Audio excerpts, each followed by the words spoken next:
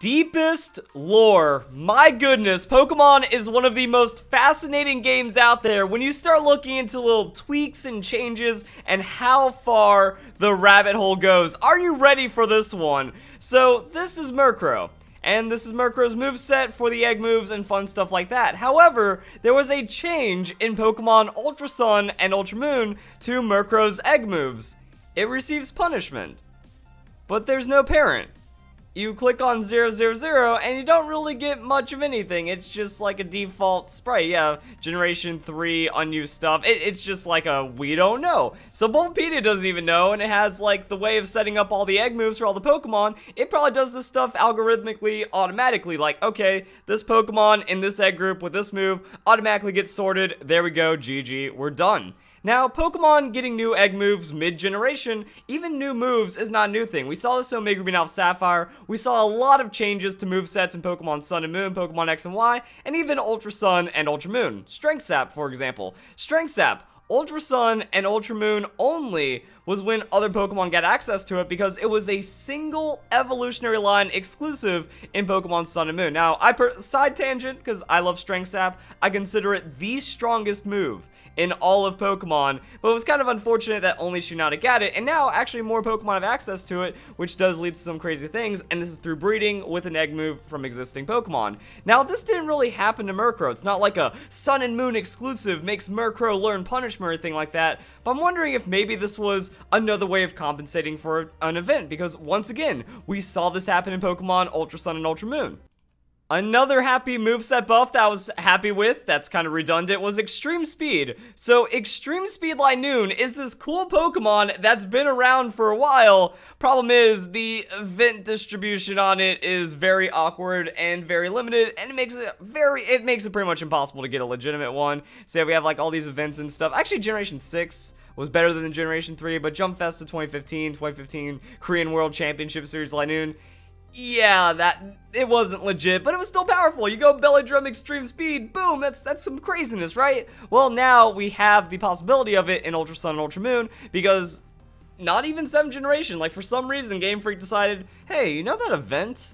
Let's go and give that back to Zigzagoon or something, and that happened. But we haven't seen some other changes, like Cotton Guard on Bayonet. Bayonet had Cotton Guard as an exclusive, but now it doesn't have it through breeding or any other method. So, kind of weird. Yeah, Heart Gold, Soul Silver. So even back in the 4th generation, we see these new things being added on, such as the Extreme Speed, to go along with the Extreme Speed Dragonite event that existed. So where am I going with this? Maybe it was an event. Maybe punishment was on Murkrow as an event, and now Game Freak made it accessible after all these years, except that's not the case. Let's look at this 2006 Murkrow, Peck Astonish. I don't see punishment there. Alright, what about Honchkrow? You gotta think about the entire evolutionary line. Night Slash, Sky Attack, Heat Wave, Icy Wind. Okay, what is going on here? That means we need to go even deeper, because if there's a question mark there, maybe Bulbapedia just glitched out. Maybe it didn't call the right Pokemon, maybe we couldn't find it. So let's go to the Flying Egg group and see which Pokemon could learn punishment off of this. So we also have to check punishment as a move. We have Primeape, Sneasel, Lugia, Ho-Oh, they're flying, but they're legendary, so they can't breed. After that, there's not really much going on right here. We have Murkrow, but again, we have no idea where that comes from, and I don't see anything that could be in the egg group, except for Mandibuzz. Now, this is where the digging starts to just get really weird, because Mandibuzz is a female-only Pokemon. Now, anyone with an IQ over 30 should understand how Pokemon breeding works, that the female Pokemon always results in the offspring. So if we take a Mandibuzz that's female, has punishment, and we breed it with a male Murkrow, we're going to get a female Vullaby. Actually, yeah, we're actually going to get Vullaby, but all Vullaby are female as well, so it's not like we can go back, get the male Vullaby, and then pull some shenanigans. It just doesn't happen.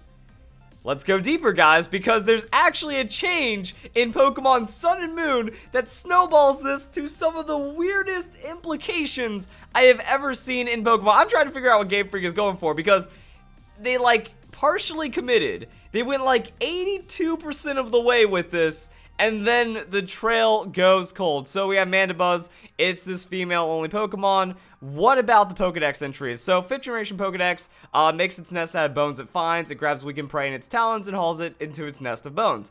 I mean, what else would you expect from a vulture Pokemon that has very bones in its design and stuff? flies in circles around the sky, carries back prey, nests with ease, decoration, decoration, bones, bones, bones. It circles in the sky, keeping an eye out for Pokemon in a weakened state. Its choicest food is Cubone. Wait, that's the wrong one.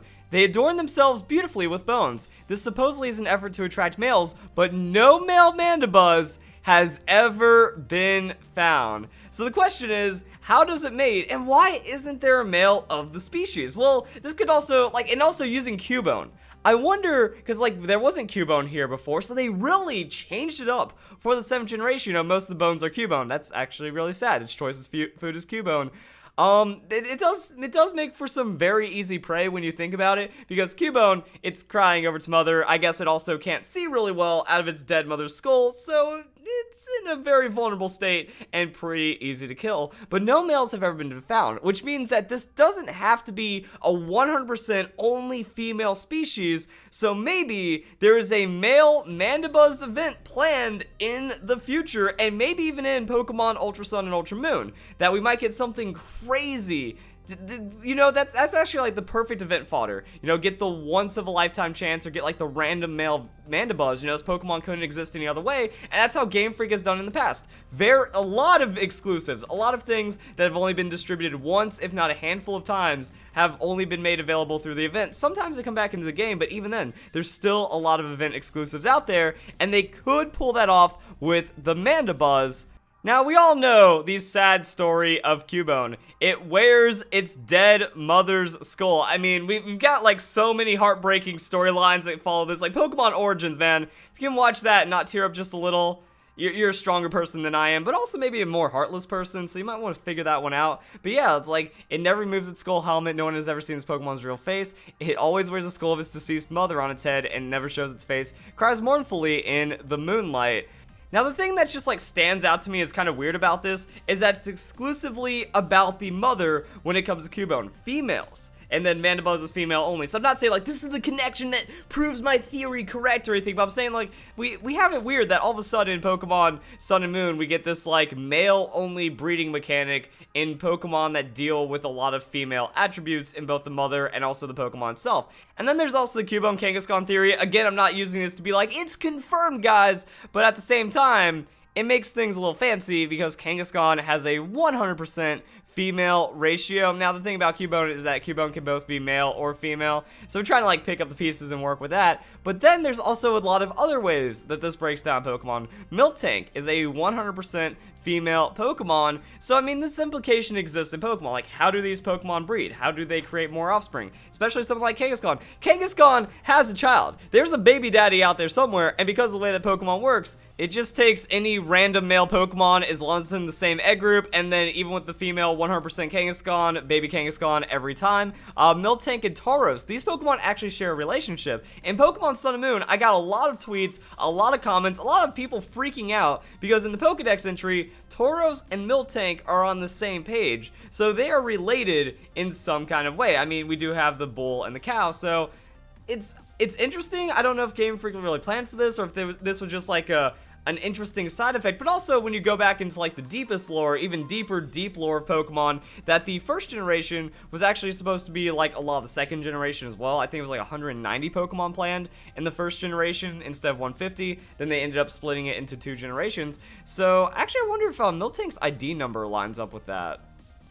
Okay, so the plot thickens. Miltank is one of the original index number Pokemon that was supposed to be a part of the main series of Pokemon. However, the plot thickens even deeper because gender was actually introduced in Generation 2 along with Miltank, which is where we actually see this split happen. But the idea was there. I feel like there was actually maybe some kind of intent. Maybe the mechanics for gender didn't really just play out in the first generation, even though it had these intended side effects. But again, what I'm trying to say is a lot of Pokemon are tied with these gender differences. So what about Braviary, since that seems to be the counterpart, version exclusive, Pokedex sequential as well. Everything kind of lines up. Well, it's also 100% male. So it kind of hurts the theory that maybe there'll be a random male Mandibuzz that ends up being introduced, because we already have that split right there. It wouldn't make sense if a random male, Miltank popped up, but Miltank being cow, that's pretty much a female exclusive thing. They're still questioning the existence of a male though.